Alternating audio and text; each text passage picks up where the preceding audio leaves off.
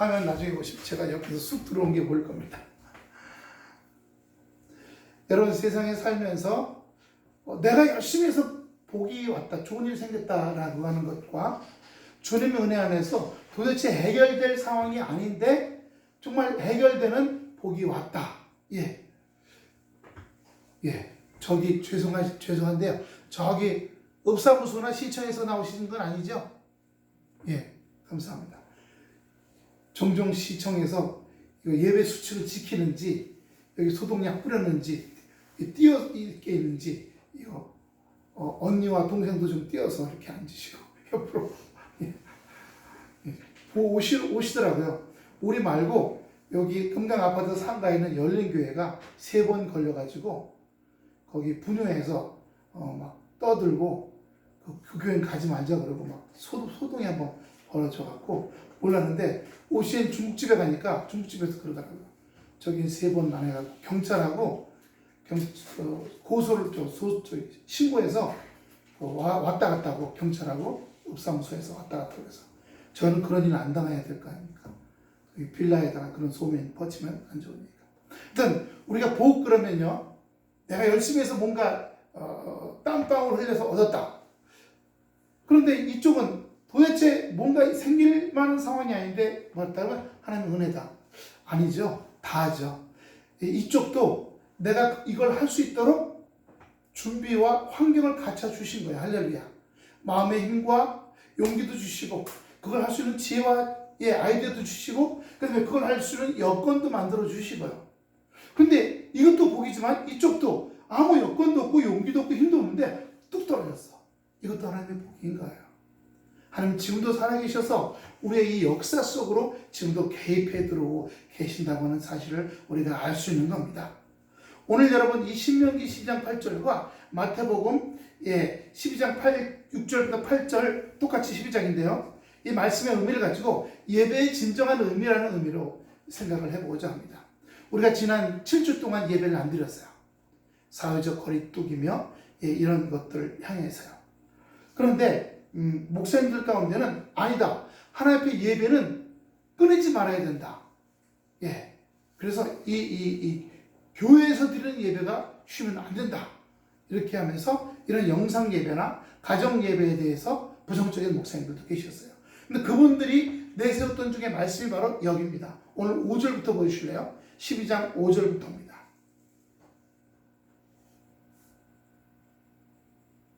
오직 너희 하나님 여호와께서 12장 5절입니까? 신명기요. 신명기부터 시작하니까.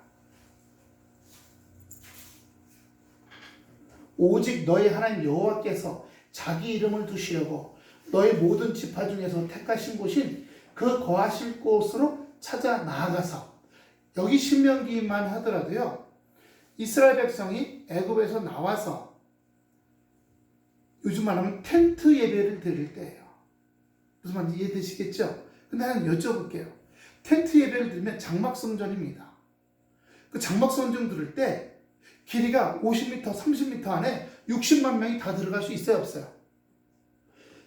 출애굽에 나온 사람들이 60만 명이라 그러거든요. 못 들어가요. 그러면 거기에 저간 사람들만, 장로들하고 예언자들, 선지자들 들어가고, 그 다음에 그 밖에 쫙 그 성막 성전의 동서남북에 12지파가 장막 텐트를 치고 거기 60만 명이 있었어요. 거기서 예배를 드린 거예요. 그런데 어떨 때는 사막 모래바람이 불어오기도 하고 환경이 편편한 60만 명이 같이 할 환경이 아닌 꼴짜기 같은 경우는 누군 밑에, 누군 산 언덕에, 누군 저 꼭대기에, 누군 이 산 너머 저쪽 벌판에, 이러다 보니까 제대로 합심해서 예배를 드릴 수 있는 상황이 아니었어요. 저도 신광야, 신광야 또는 찐광야라고 합니다. 사모님하고 거기까지 가봤지만요, 편편한 데도 있지만 깊은 골짜기와 이 절벽 이런 데가 있어갖고 60만 명이 한꺼번에 예배를 드릴 만한 상황이 아닌 곳이 더 많아요. 그러면서 가다 보니까 예배 드리는 사람도 있고 안 드리는 사람도 있고, 그때는 토요일날 안식일이죠, 율법으로. 그리고 또 어떤 사람은 자기 편한 대로, 자기 지금 사냥을 가야 돼, 또는 뭘 뒤에 뜯으러 가야 돼, 또는 뗄나무를 얻어가야 돼, 그럼 주일 안 하고 안식일 안 하고 자기가 스스로 나는 월요일 날 해야지, 나는 화요일 날 날짜와 시간을 자기 마음대로 정해서 했던 거예요. 그렇기 때문에 거기에 대해서 오늘 신명기 12장 5절부터 사실 1절부터 봐야 됩니다만 주시는 겁니다. 6절 봅니다. 너희 번제와 너희 제물과 너희 11조와 너희 손의 거제와 너희의 소원제와 낙헌 예물과 너희 소와 양의 처음 난 것들을 너희는 그리로 가져다가 드리고 거기 곧 너희의 하나님 여호와 앞에 먹고 너희 하나님 여호와께서 너희 손으로 수고한 일에 복 주심으로 말미암아 너희와 너희 가족이 즐거워할지니라. 우리가 오늘 여기서 어디요? 벌파하면서 60만 명이 한꺼번에 모여서 드릴 수 있는 게 아니라 지금도요, 저기 광화문 광장에서 그 무슨 집회한다 그러면 이 앞쪽에서 제가 지금 차 타고 지나가다가 들어요. 앞쪽에 마이크로 뭐라고 떠들면 저 뒤에 1000명 정도 지나면 저 뒤에 소리가 들려요, 안 들려요? 안 들려요. 그럼 거기다가 마이크 하나 또 갖다 놔. 그럼 이 마이크가 하울링이 들려갖고요.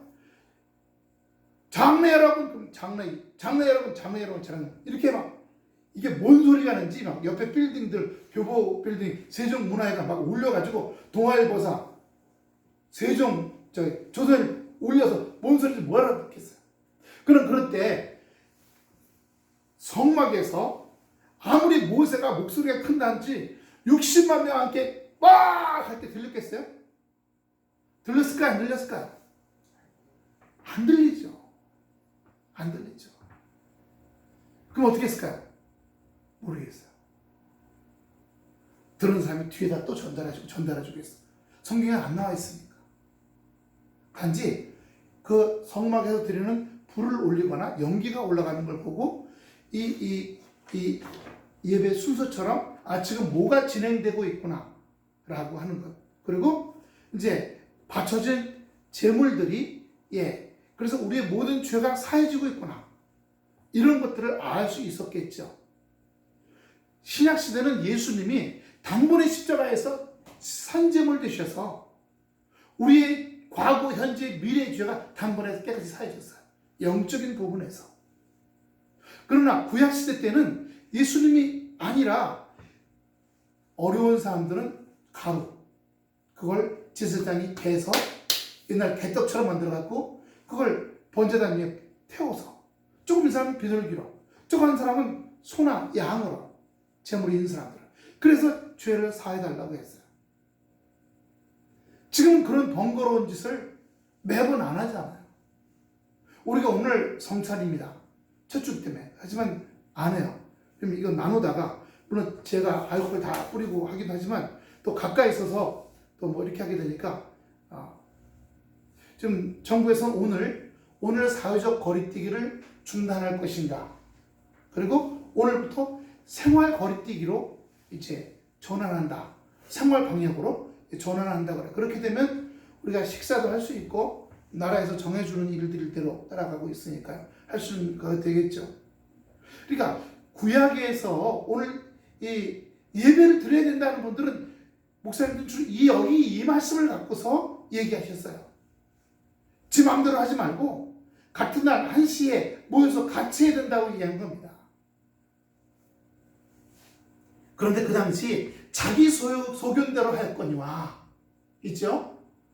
너희가 여긴 그렇지만 너희가 이제 가나안 땅 들어가서 성전을 제대로 지었을 때는 거기서는 그렇게 하지 말라, 이렇게 말씀하시는 겁니다. 소견대로라는 말은요, 자기 생각에 알맞는 대로라는 뜻입니다. 이스라엘이 시내산에서 제사규례의 율법을 받았음에도 불구하고 계속되는 광야 생활로 말미암아 그 규례를 완전히 지키기 어려웠기 때문에, 그래 지금은 목골짜기, 언덕, 평야, 막 절벽 이런 데니까 어려우니까 좀 인정하지만 후에 우리가 가나안 땅 들어가서 제대로 된 성전을 지었을 때는 거기선 그러면 안 된다, 이런 말씀인 것입니다. 여기서는 하지 말지냐. 장차 가나안 땅에 입성해서 안정된 정착생활, 이때는 어때요? 목축생활이죠. 양떼를 물고 가니까. 하지만 거기 가서는 경작생활이면 뭐예요? 농촌생활을 시작하는 거예요. 그럴 때는 이제 그렇게 하지 말고 오직 지정된 장소에서 하나님께서 명하신 규례를 따라 예배와 제사를 드려라, 이런 말씀인 겁니다. 무슨 뜻인지 아시겠죠? 그럼 오늘 마태복음 다시 보여주세요. 마태복음 12장 6절부터 8절 보면, 내가 너에게 이르노니 성전보다 더 큰 이가 여기 있느니라. 아까 신명기에서는 장막성전에 하나님의 구름이 임했죠. 불기둥과 구름기둥이 임하셔서 그 장막성전에 하나님이 임하신 거예요. 그런데 오늘 여기 6절 첫 번째 말씀에 예수님이 내가 너에게 이르노니 성전보다 더 큰 이가 있느니라. 그러니까 구약은요 성전 제사 제도입니다. 성전에서 드리는 제사예요. 신약은 성전 중심이 아니라 무엇으로 바뀌었어요? 예수 그리스도의 말씀 중심으로 바뀐 겁니다. 그러니까 지금도 성전에서만, 물론 경중하가 있어요. 평소 때는 성전에서 예배를 드려야죠. 성령께서 여기 함께 하시고 말씀이 선포되고 우리가 죄가 사해지고 우리가 새로운 용기를 얻고 또 말씀 듣는 중에 하나님께서 내게 어떤 지시 주시는 거, 또 음성 주시는 거 들을 수 있고 그렇게 해요. 그러나 그렇게 하지 못할 상황일 때 라는 전제가 들어갑니다. 성전보다 더 큰 이는 예수 그리스도예요. 오늘 보면 나오죠? 7절에 나는 자비를 원하고 제사를 원하지 아니하노라. 여러분, 사울이 이방족 속들하고 전쟁하기 직전이에요. 근데 사무엘이 전쟁하기 직전에 제사를 드리거든요. 그런데 사무엘 예언자가 내가 가서 할 테니까 넌 기다리라고 합니다. 근데 이 사울 왕이 일주일 전인데도 안 와. 전쟁하기 3일 전인데도 안 와. 이틀 전인데도 안 와. 불안해갖고 자기가 제사를 하나님께 드렸어요. 제사를 딱 마칠 때 되니까 그때 누가 왔어요? 사무엘 선지자가 와서 너 하지 말라고 하는데 왜 했냐? 안 와서 제가 급해서 했습니다. 근데 거기다가 갑자기 저 뒤쪽에서 소리가 막 들려. 무슨 소리가 같아? 양떼 소리야. 예쁘고 살찌고 깨끗한 양들은 다 빼돌리고 흠 있고 지저분하고 더러운 양들은 제사 드린 거예요. 그래서 사무엘 선지자가 뭐라 그랬어요? 제사보다 순종이 낫다라는 말씀을 드린 거예요. 즉 겉으로만 제사 드리는 거, 중심이 없이 신령과 진정으로 드리는 예배가 아니라 몸만 와서 앉아있는 예배는 아무 소용이 없다라고 하는, 그건 드리지 않으면 못하다 이런 겁니다.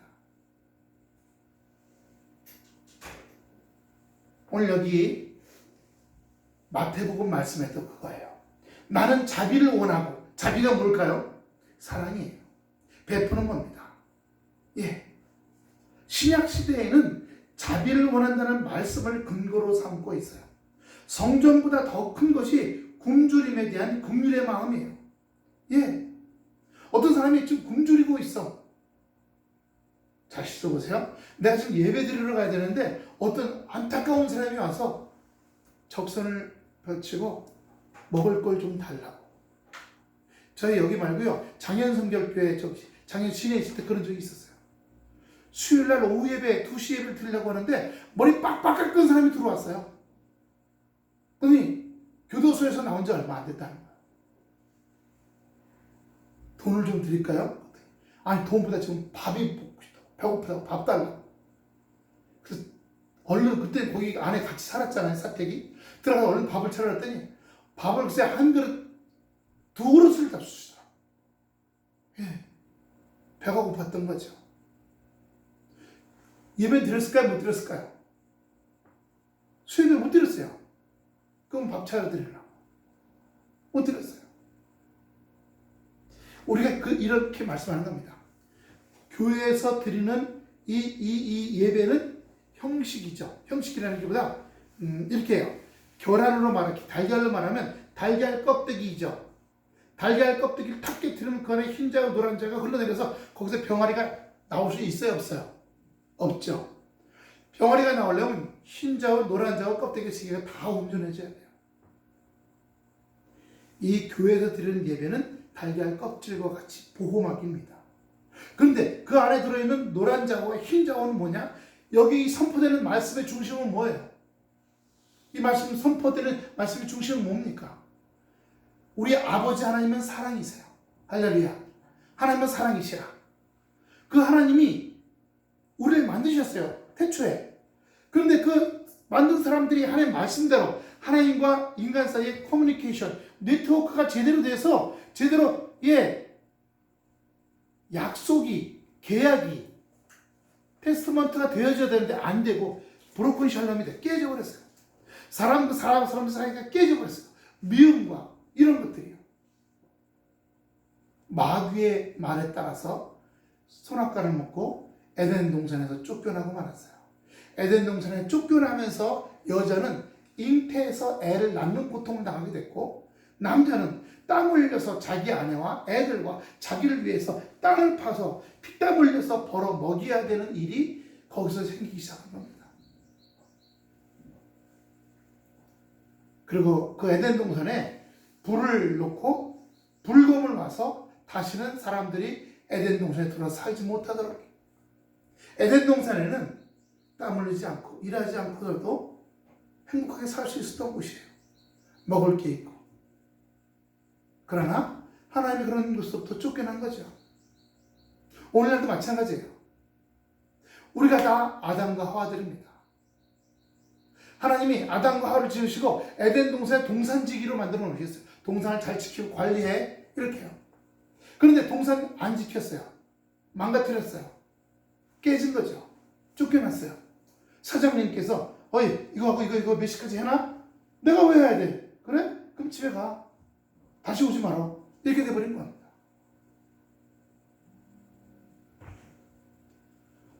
하나님께서 사람을 지으시고 그들이 쫓겨났어요. 범죄해갖고 점점 악하고 더럽고 나쁜 짓만 해갑니다. 그래서 노아를 통해서 지구에 물로 심판할 때가 옵니다. 노아의 홍수라고 하죠. 노아의 홍수가 와서 가장 높은 산까지도 물에 잠기는 일이 벌어졌어요. 재밌는 것은요, 전 세계에 보면 홍수에 대한 얘기가 다 있어요. 홍수에 대한 얘기가요. 우리나라에도요, 제주도에 어망할망이라고 하는 전설이 있는데, 그 전설에 보면 제주도 한라산 꼭대기까지 바닷물이 올라왔답니다. 그래서 누이 동생과 오빠가 그 꼭대기로 도망가갖고, 태목이라고 이렇게 네모난 뗏목까지 꼭대기로 올라가서 살아가고 나서 둘이 결혼해서 자식을 낳았고, 그 자식이 지금 제주도 사람이라는 거예요. 전설입니다. 그러니까 제주도에도 그렇게 제주도 한라산 꼭대기까지 바닷물이 차는 전설이 있고요. 호주에도 있고요. 유럽도 있고요. 미국에도 있고요. 미국의 인디안에 살던 그 벽화를 보면 벽을 뾰족한 걸 긁어갖고 홍수 전설이 거기에 쓰여져 있어요. 전 세계예요. 뉴질랜드에도 그 홍수 전설이 있습니다. 우리나라 중국에도 있어요. 전 세계. 그래서 전 세계적으로 굉장한 홍수가 있었구나. 물론 그 연대가 맞나 안 맞나는 그건 몰라요. 하지만 굉장히 오래전에 그런 전설들이 다 있었구나. 이런 건 공통적입니다. 노아의 홍수로 말씀을 듣지 않은 사람들은 다 죽어버립니다. 그리고 노아와 그 부인, 그 자녀들, 살아남아요. 8명이요. 한문에 범선이라고 하는 자가 있어요. 보면 이렇게 돛담배, 이렇게 돛담배에 하고 그 옆에 8팔자가 입구자가 이렇게 있어서 배 안에 입이 8개가 들었다는 뜻이에요. 그거 참 희한해요. 어떻게 한자는 상형문자잖아요. 굉장히 고대로부터 지은 건데 하나라, 은나라, 주나라 거의 5천년 이상이죠. 5천년 이상 전에 있던 나라들이에요. 중국에. 그 나라에서부터 내려온 한자가 상형문자, 지금의 한자거든요. 근데 거기에 범선자가 돛담배 이 자에다가 8팔째 입구자, 배 안에 입이 8개 들었다는 그런 한자가 어떻게 나올 수 있는지 정말 신기한 때가 많아요. 마귀 맞자 보면요, 수풀림자에서 거기에 악한 자가 튀어나온다는 그런 의미가 들어있어요. 그래서 한자하고 성경하고 맞춰보면 재밌게 맞아떨어지는 게 굉장히 많습니다. 오늘 말씀을 다시 돌아오면 노아의 홍수로 범죄한 인간들을 심판하시고 하나님의 말씀대로만 사는 사람들을 회복시키셨는데 세월이 지나니까 또 사람들이 악해지기 시작했어요. 점점 범죄함 속에 들어갔어요. 하나님께서 이대로는 안 되겠다 생각해서 일시적인 구원 말고 영원한 구원을 줘야겠다. 내 사랑을. 그래서 요한복음 1장 1절 보세요. 요한복음 1장 1절입니다. 태초에 말씀이 계시니라. 이 말씀이 하나님과 함께 계셨으니 이 말씀은 곧 하나님이시니라. 여기서 이 말씀에는 로고스를 말합니다. 로고스는 예수 그리스도를 말해요. 그럼 2절 봅시다. 그가 태초에 하나님과 함께 계셨고 만물이 그로 말미암아 지은 바 되었으니 지은 것이 하나도 그가 없이는 된 것이 없느니라. 그 안에 생명이 있었으니 이 생명은 사람들의 빛이라. 1절, 2절, 3절 보면은 태초에 말씀이 계셨는데 그 말씀이 하나님과 계셨고 그 말씀이 이 세상을 지을 때 하나님과 같이 계셨고 그 말씀 안에 생명이 있었고 빛이 들었다는 겁니다. 그런데 14절 보세요. 14절이요. 같이 시작. 말씀이 육신이 되어 우리 가운데 거하시네. 우리가 그 영광을 보니 아버지의 독생자의 영광이요 은혜와 진리가 충만하더라. 1절, 2절, 3절에 말씀이 태초에 하나님과 함께 계셨고 그 말씀이 하나님께서 세상을 지을 때 같이 계셨고 그 말씀 안에는 빛과 생명이 가득했다 그랬죠. 근데 그 말씀이 이 몸뚱이가 되어가지고 이 몸뚱아리가 되어서 우리 가운데 내려왔다는 겁니다. 그리고 그 영광은 아버지의 하나밖에 없는 아들 독생자의 영광이요 은혜와 진리가 바로 예수 그리스도를 말하는 거죠. 하나님의 아들이었던 그분이 우리에게 이 땅에 몸을 통해서 영이었던 분이 몸을 통해서 이 땅에 태어나게 되었다는 겁니다. 왜요? 아버지의 사랑 때문인 거예요. 사랑 때문에요. 그런데 얼마나 큰 사랑이냐면 자기 아들을 십자가에 죽이고 우리는 용서하는 사랑이었어요. 여러분 우리가 한쪽 눈을 주거나 한쪽 폐를 떼주거나 이렇게 해서 하는 사랑은 있지만 절대적인 사랑은 없어요. 아가페의 사랑이죠. 하나님의 사랑이에요. 아가페의 사랑이에요. 인간은 그런 사랑은 없어요. 내 목숨을 내어주고 다른 사람을 살리는 거야. 어떤 사람이 사형수야. 근데 그 사람이 부인하고 졸망졸망하는 애들이 8명이나 돼. 어떻게 하겠어요? 어떻게 하겠어요? 내가 저 남자를 살려야 그 부인하고 애들 10명이 사니까 나를 죽여주십시오. 그런 일이 역사상에 있었을까요? 실제로 있었어요. 독일의 히틀러가 체코슬로바키아를 점령해서 거기 유대인들을 잡아다가 감옥에 가다 놨는데 체코슬로바키아의 그 당시에 최고의 테너 바리톤 가수 이 바리톤 가수가 있었는데 그 사람이 부인하고 사이에 애들이 8이었어요. 유대인이라 잡혀왔어요. 가스 죽기 직전이에요. 근데 그때 거기에 목사님 한 분이 계셨어요. 이분은 이미 가족은 다 죽은 상태예요. 이 바리톤 가수가 죽기 직전에 나를 죽여라.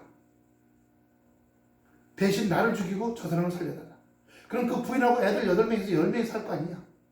그러니까 이 독일 게시타포가 그래.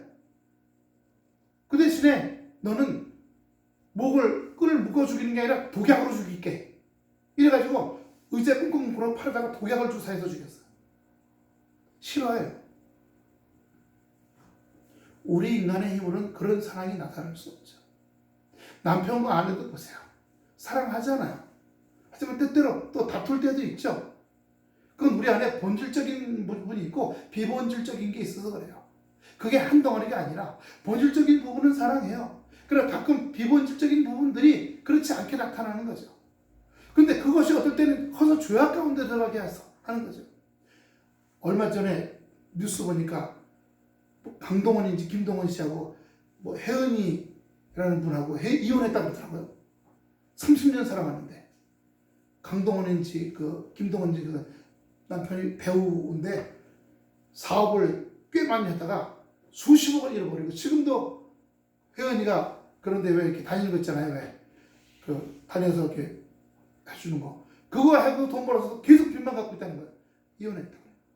애들도 다 크고 해서 한 6개월 지났다고. 굉장히 너무 참담하고 힘들다고. 예. 사람은 착한 사람인데 착하다 보니까 속아가지고 다 사기당했다고. 수십억을. 예. 그래요. 참 안타까운 얘기들이죠. 예. 서로 누가 바람을 피워서 그런 것도 아니고, 누가 증오할 정도로 미워서 한 것도 아닌데, 예. 사람들이 이 세상을 살면서 갈라지기도 하고 찢어지기도 하고 수많은 경우들이에요. 조건은 여러 가지 다른 조건들이 있겠죠. 오늘 하나님께서 이 땅에 살아가는 우리들이 여러 가지 많은 일들을 가지고 살아가다가 또 그걸 말하면 범죄 가운데, 죄악 가운데, 예. 근데 우리는 거기에 대한 용서가 안 될 때가 많거든. 용서 못해. 내 눈에 흙이 들어가면 흙이 들어갔지 용서 못한다. 예. 귀신은 저런 거 안 잡아가고 뭐 하는지 몰라. 악담을 하는 자예요. 우리는 주님의 은혜 안에서 우리의 신앙이 하나님께서 우리를 사랑하시는데 그 사랑받는 우리가 지는 우리 안에 있는 죄악 가운데 그 죄악은 언제부터 왔을까요? 아담과 하와 때부터 들어온 거예요. 뱀으로부터 들어왔어요. 마귀로부터 들어왔어요.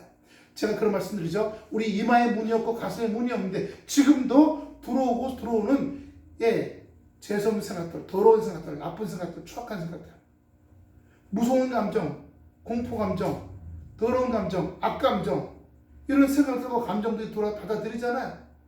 내가 받아들여서 그걸 내 것이라고 생각하는 거예요. 아니죠. 아니에요. 하나님의 말씀으로 옷 입고, 하나님의 말씀으로 옷을 지어 입고, 하나님의 말씀으로 모자를, 투구를 쓰면 그런 것들이 들어올 때 오히려 튕겨나가는 겁니다. 그래서 한 길로 왔던 나쁜 생각들, 더러운 생각들, 추악한 생각, 공포스러운 생각, 재수없는 생각, 한 길로 왔다 7길로 도로 쫓겨간다는 겁니다. 할렐루야! 말씀이 여러분의 옷이 되고 말씀이 여러분의 투구가 되어서 여러분들이 흔들리지 않는 역사 되기를 축원합니다. 하나님께서 그렇게 만든 피조물인 이 인간이 타락해서 점점 더러워져서 나중에 지옥으로 들어가게 될까봐 아들을 보내셔서 그 아들이 대신해서 십자가에서 우리 죄를 위해서 죽으신 거예요. 그걸 대속했다 그러죠. 예. 내 고통, 내 아픔, 내 실수, 내 망가지는 거, 내 서럽고, 고통스럽고 힘든 거, 두려운 거, 그걸 다 모아서 십자가에 가져가. 지금 당장뿐만 아니라 내 과거의 아픔들도. 여러분, 죄 사함이 올 때는, 그런 은혜가 올 때는요, 현재만이 아니라 아버지 하나님, 내가 과거에 이렇게 요따밖에 안 됐는데 날 용서해 주세요. 그리고 지금도 여전히 그렇게 살고 있어요. 불쌍히 여기세요. 과거도 지금도 그렇게 하니까 앞으로 그렇게 살지도 몰라요. 이런 과거, 현재, 미래 모든 이런 연약함들, 이런 죄악들을 십자가에서 깨끗이 닦아주세요. 하나님의 아들만이 그 일을 하실 수 있는 거죠. 그분은 십자가에서 나를 대신해 죽었어요. 그런데 나는 사랑을 입었어요. 죄에서 해방된 거예요. 포로에서 풀려나온 거예요. 죄의 포로에서부터. 그런데 그 예수님을 죽인 것이 아니라 하나님이 3일 후에 부활시켰어요. 그래서 우리가 어떻게 부활절이라는 것을 굉장히 중요시 여기는 겁니다. 내 마음이 다시 살아났구나. 생각이 살아났구나. 에이구, 아니야. 살아날 수 있어. 회복될 수 있어. 다시 할 수 있어. 하나님 은혜 주신 거 감사합니다. 아이고, 저 그냥 싹시 노래 그냥, 아이고, 틀렸어. 아니야. 싹시 노래일지라도 하나님께서 힘드시면 다시 살아나. 신약성경에 보면 무화과나무가 있어요. 그 무화과나무를 바짝 말라 죽이시기도 하고, 말라가는 열매에, 나무에 열매가 열리기도 하시는 것이 우리 예수님이십니다. 그것이 바로 우리 인생에, 우리 삶에, 우리 환경에 그 사랑 가운데 나타나기도 하는 사실입니다. 할렐루야. 그러므로 아버지는 사랑이셔요. 그 사랑을 아들을 통해서, 아들을 죽이면서까지 우리를 사랑하시는 거예요. 아들을 죽여서 그 죄의 대가를 치르게 하고 우리는 죄의 대가를 치지 않게 하시고 우리는 살려주신 거예요. 그런데 그래서 우리는 죄에서 살아나서 감사합니다가 됐고 더 이상 묶이지 않아서 시원하게 되고요. 자유함이 오고요. 기뻐함이 와요. 근데 그 예수님은요, 억울하잖아요. 3일 만에 다시 부활시키신 거예요. 그래서 우리도요, 어떤 곳을 막 이렇게, 아이고, 나 죽겠네. 주님, 좀 살려주세요. 이 죽겠네, 아이고, 죽겠네, 아주 살기 싫으네, 아이고, 확 죽었으면 좋겠다. 이렇게 말하는 내 안에 이 더러운 것은 다 십자가에 못 박아주세요. 그래서 예수님과 같이 못 박아주세요. 2000년이 아니라 지금이요. 2000년 전에 하신 것이 지금 하신 것과 똑같은 줄 믿습니다. 2000년 시간과 공간을 뛰어넘어서 지금 나한테 벌어지는 일인 줄로 믿습니다. 내 좌절, 내 낙심, 죽었으면 좋겠다, 죽을까? 이런 모든 것들을 다 십자가에 못 박아 죽여주세요. 내 안에 그런 부정적인 것, 비본질적인 거 다 죽여주시고 내 안에 하나님의 말씀을 따라 살고자 원하는 내 안에 온전한 거, 아름다운 거, 기쁜 거, 새로운 거, 이것들은 더 아름답게 활짝 피게 해주세요. 할렐루야. 이게 바로 부활입니다. 때로요, 그렇게 경험하고 나는데도 또 때로, 아이고, 이거 짜증나. 아이고, 난 또 안 돼. 이거 또 실수했네. 난 바보이 머저리 멍청이니까. 아이고. 그러다 보면, 또 내가 또 아주 남아있구나. 이 찌꺼기 남아있구나. 나는 제가 지금 바보 멍청이. 아이고, 이거 왜 또 그랬나. 또 자책하고, 또 이 열등감, 이 좌절도 또 인정해줬습니다. 그런 게 들어오면 또 저 용서해 주셨어요. 얘네들 인정해주고 회개합니다. 또 지금 막 투덜투덜한 거 다 십자가로 또 다 옮깁니다. 지금. 다시 여길 깨끗이 해주세요. 그럼 다시 우리가 회복되게 되는 겁니다. 할렐루야. 말만 몇 마디요? 아니, 이제 말씀드릴 거예요. 우리가 남에게 아픔을 주고 상처를 줬다고 한다면 회개, 입으로만 하나님 하는 게 아니라 그 사람을 찾아가서 미안해요. 내가 잘못했어. 판단 잘못했어요. 이렇게요. 오늘 아침 뉴스 보니까 이번에 북한에서 오는 사람들 둘이 국회의원 당선됐다고 그러더구만요. 근데 그 사람들이 김일성이가 죽었다. 김일성이 아니고 김정은이가 죽었다. 막 그래갖고 우리나라 신문에 뭐 텔레비에 막 나왔어요. 근데 김정은이 살았어요, 안 살았어요? 또 나와서 뉴스에 걸어다녀. 걔는 진짜인지 가짜인지 알 수가 없어. 그러면 그 중에 한 사람은 내가 판단 착오하다 이렇게 얘기를 했어요. 그러나 건강에 좋지는 않을 거다. 근데 한 사람은 자기가 잘못했다는 얘기 한마디도 안 하고 김정은이 두고 봐라 했지. 어떻게든 두고 봐라. 그럼 그 두 사람을 추천한 당이 어느 당이에요? 헛가비 같은 사람들을 추천한 거 아니에요. 우리는 한 사람은 북한에서 고위 관리였던 사람이고 한 사람은 굉장히 고생했던 사람들이니까 지금도 그 사람들하고 통화를 하기 때문에 좋은 정보를 얻을 거라고 생각해서 그 사람들이 한 말을 믿었던 거죠. 근데 아닌 게 돼버렸어. 그 사람들이 갖고 있는 그 연줄이 아무런 연줄이 없다는 게 돼버린 거예요. 여러분, 우리 하나님은 다른 말 하지 않았어요. 우리 예수님은 성경 66권을 통해서 거짓말 하지 않았어요. 그래서 사도 바울이 성경 말씀이 거짓말이면 우리가 어떻게 되겠느냐? 이렇게 하는 말씀이 여기 있어요. 거짓말하는 말씀이 우리가 잘못 믿어갖고 우리가 다 공중에 붕 떠버린 사람들 되지 않겠느냐? 그러나 그렇지 아니하다 라고 설명합니다. 우리가 이 땅에서 살아가면서 우리 하나님은 사랑이신 하나님이었고 그 사랑이신 하나님은 그 사랑을 이 인간들을 사랑하시고 구원해 주시고자 자기 아들을 십자가에 죽이시고 그 죄가로 아들은 죽고 우리는 사랑을 얻어 살아나게 된 거예요. 그러나 예수를 영접하지 않으면요, 예수를 믿지 않는 사람은요, 예수님의 사랑 가운데 못 들어가서 지옥으로 가게 되는 거죠. 그래서 믿냐 안 믿냐가 엄청 다른 거예요. 또 하나, 날마다 낙심과 좌절로부터 회복하는 것도 부활이지만 또 하나, 우리가 진짜 죽어서 때가 되잖아요. 때가 돼서 진짜 죽을 때가 와요. 죽어서 우리가 죽을 때 예수 믿고 죽은 사람은 다시 회복돼서 주님을 만나러 가요. 제가 오늘 여기 액자 3개 준비해놨습니다. 십자가는요, 예쁜 줄을 아직 못 구했어요.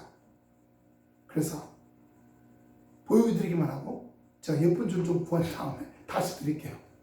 네, 오늘 액자만 가져가시고, 아니면 십자가 그냥 가져갔다면 가져가도 좋고요. 구멍은 뚫어놨는데, 하여튼 우리 하나님께서 예수 믿다 죽은 사람들은 영원한 천국에 들어갑니다. 그래서 거기서 하나님과 함께 거기 눈물도 고통도 아픔도 없는 곳에서 살아가게 돼 있어요. 하지만은 안 믿는 사람들은요, 마귀들과 귀신들과 다 지옥의 불구덩으로 돌아가게 돼 있어요. 그러니까 우리가 이 땅에서 살아가면서도 이 부활의 의미를 내 삶 속에서 깨닫고 살아갈 수 있는 거예요. 좌절했던 사람이 회복되고, 자살을 하던 사람이 아니야, 내가 다시 살아나자. 하루하루 회복과 비전과 소망과 꿈을 갖고 부활하는 삶을 맞이할 수 있는 것이고, 이 몸이 죽은 다음에는요, 몸은 땅에 들어가지만 영은, 하지만 우리가 또 재림이 있어요. 재림하실 때는 다 살아나요. 이 땅에 살아있을 때 가장 아름다운 모습으로 다 부활하게 돼 있어요. 그걸 우리의 소망으로 해요. 오늘 말씀 다시 들어갑니다. 자비를 원하고 제사를 원치 않으면, 다시 말하자면 하나님의 사랑이 예수님에게, 예수님의 사랑이 우리에게, 우리도 그럼 우린 죄만 사함받고 그 사랑하고 아무 관계없이 살아요? 아니에요. 하나님의 사랑이 예수 그리스도, 예수 그리스도가 우리에게 온 그 사랑도 우리에게 같이 나누는 겁니다. 자, 보세요. 십자가에서 위에서 아래로 내려오는 것은 하나님의 사랑이 우리에게 내려오는 수직적인 사랑이에요. 그렇다면 이 수평은요, 그 수직적인 사랑이 인간과 인간끼리 사랑이에요. 믿는 사람, 예수 믿는 사람은 믿지 않는 사람이나 또 같은 교회 안에서 사랑을 나누고 사랑을 같이 섬겨주는 역사가 일어날 줄로 믿습니다. 그 사람 안에. 그 성경에 오죽하면 이쪽 뺨을 때렸습니다. 이쪽 뺨을 때려. 그렇게 할 정도로. 단번에 안 되죠. 지금은 1%야. 사랑 1%, 사랑 3%, 사랑 5%, 사랑 10%, 사랑 20% 자꾸 성장해가는 사랑이야. 그런 것들 우리에게 있어져야 하는 겁니다. 그렇다면 그것이 예배와 무슨 상관이 하는 거예요? 이렇게 세계적인 국가적인 팬데믹 상태에 왔을 때 우리가 예배 드리다가 병을 서로 옮겨갖고 신천지가 그렇게 됐던 거 아니에요?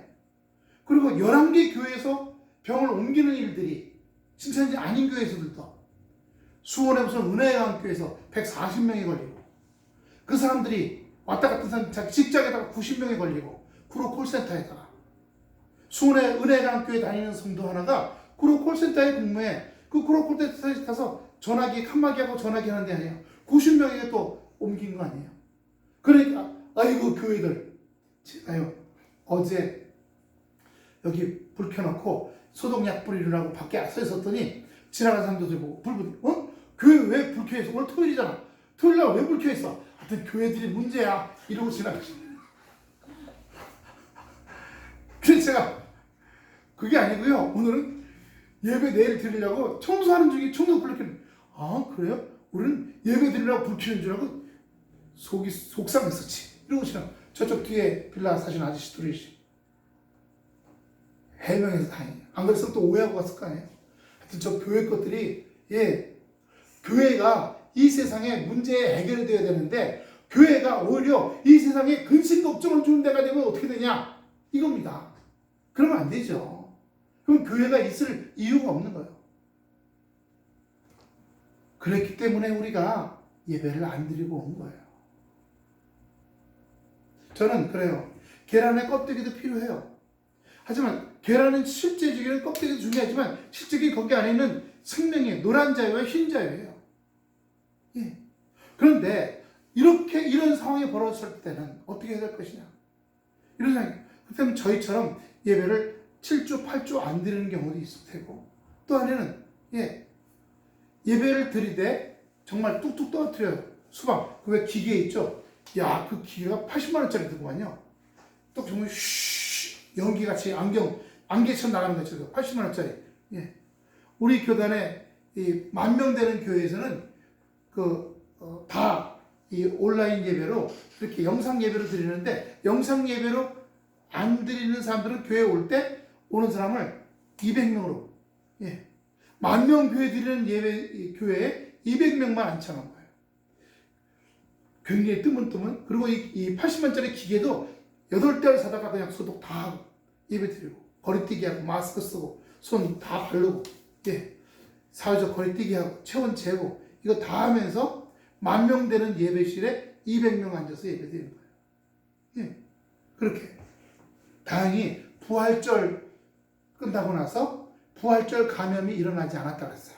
할렐루야. 너무 감사해요. 총선, 국회의원 선거 끝나고도